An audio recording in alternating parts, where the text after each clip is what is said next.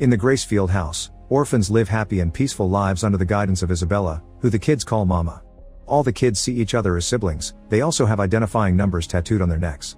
Isabella makes sure to give them a strict education, including classes on all sorts of topics. The brightest students in the class are Emma, Norman, and Ray.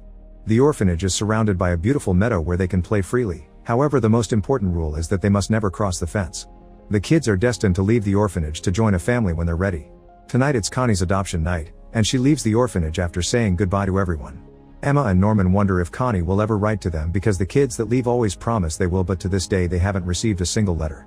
At that moment they find Connie's favorite bunny, which is shocking because she doesn't go anywhere without it. Ray points out that the lights at the gate are still on, so they have time to return the toy if they hurry.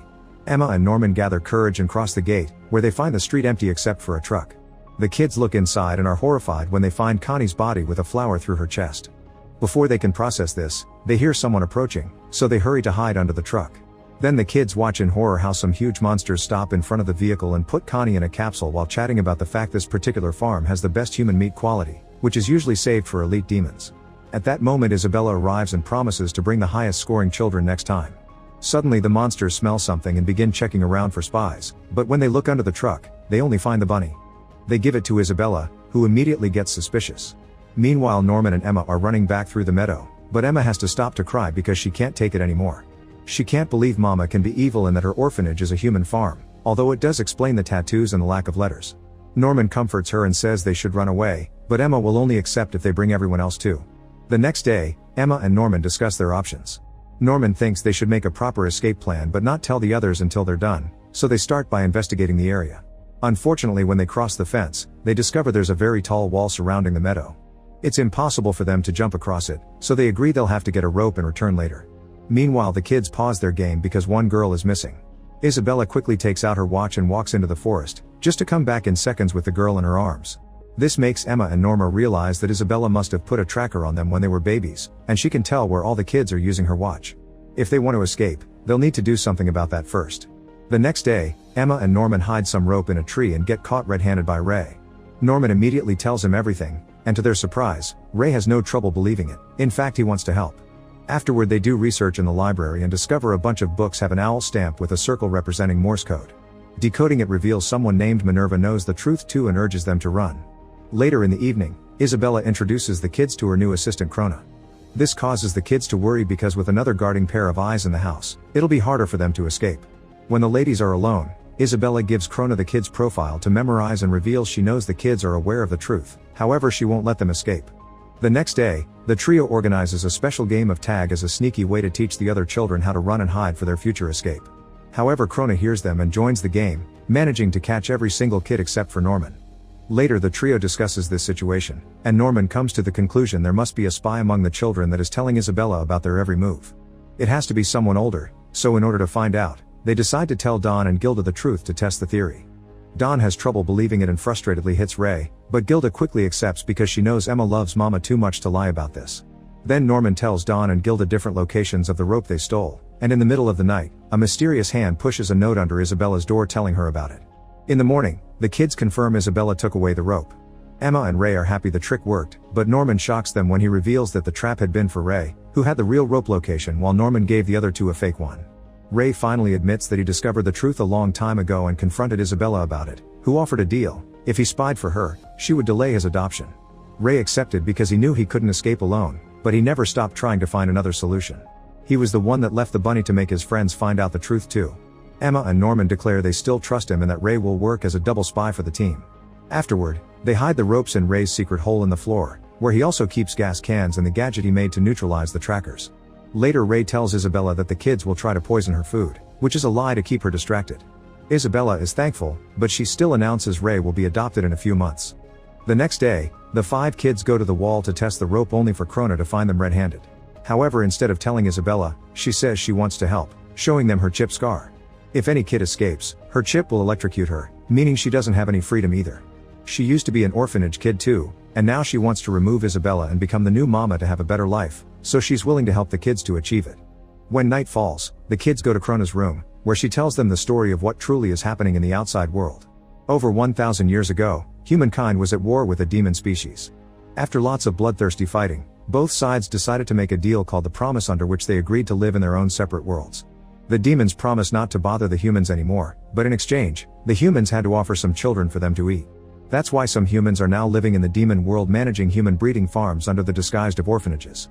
The kids are raised with good education because eating intelligent humans prevents the demons from turning into mindless monsters.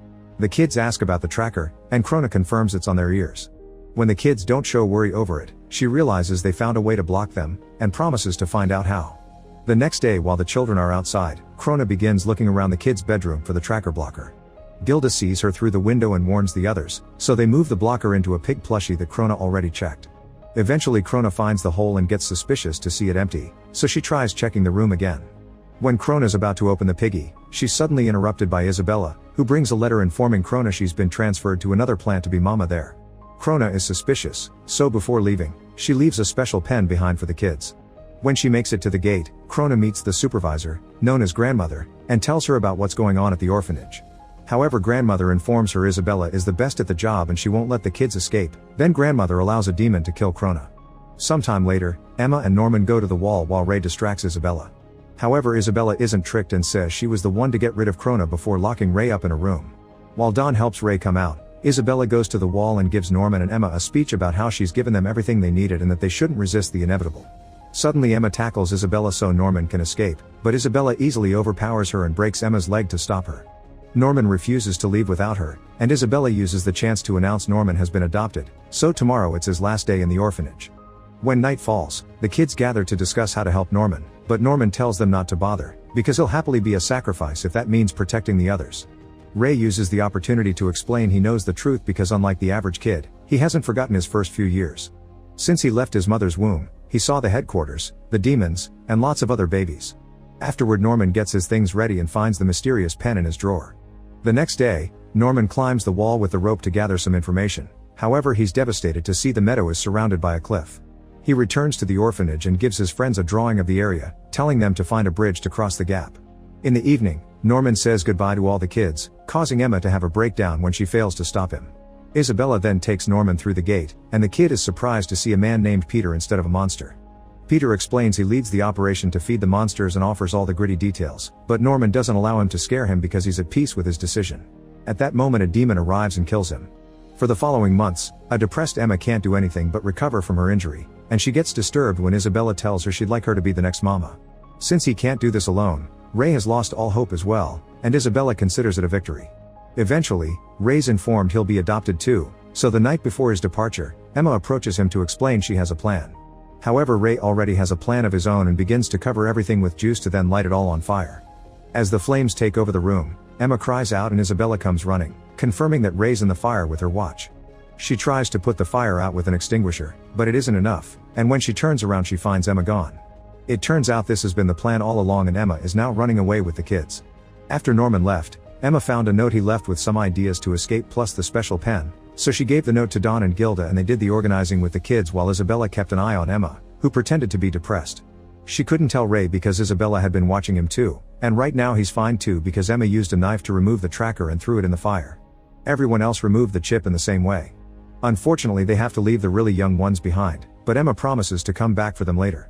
When they make it to the wall, they threw some ropes across the cliff and begin sliding down using hangers to reach the other side safely.